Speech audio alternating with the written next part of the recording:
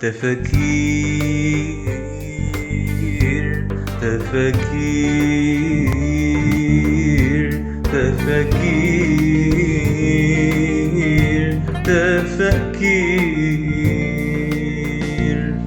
فكر ما تتبع غير، فكر هذا مصير، فكر العقل ينير، فكر تلقاه الخير. احذر ما تفرط فيه عقلك، لا لا ما تخليه. ربك وصلنا بيه، أقرأ توصلنا ليه.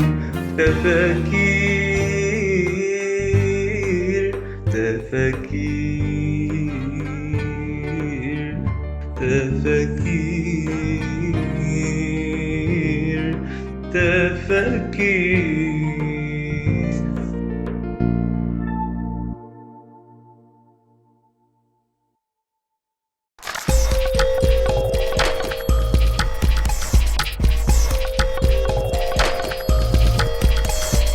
جملة تكتبها أي امرأة أو بنت تبي تعبر عن رأيها أو تشارك في نشاط عام أو حتى تقرأ القرآن وتسجل ختمة. صوت المرأة عورة. منين جت هالكلمة؟ وهالحق موجودة في القرآن أو قالها إمام المرسلين؟ دورنا في القرآن زي العادة والنتيجة ما فيش هذا النص، لكن لقينا صورة اسمها صورة المجادلة. بسم الله الرحمن الرحيم. قد سمع الله قول التي تجادلك في زوجها وتشتكي إلى الله والله يسمع تحاوركما إن الله سميع بصير.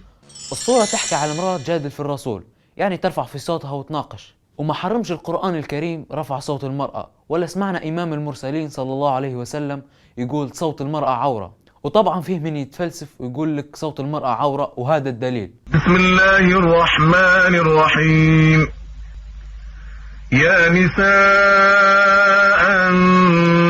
النبي لستن كأحد من النساء إن اتقيتن فلا تخضعن بالقول فيطمع الذي في قلبه مرض وقلن قولا معروفا. لا تخضعين بالقول يعني ممنوع الميوعة مع اللي في قلبهم مرض.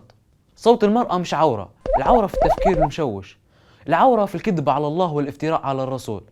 صوت المرأة عورة سلاح يستخدمه بعض الناس لقمع المرأة باسم الدين، والدين بريء. نتلاقوا على خير مع تفكير.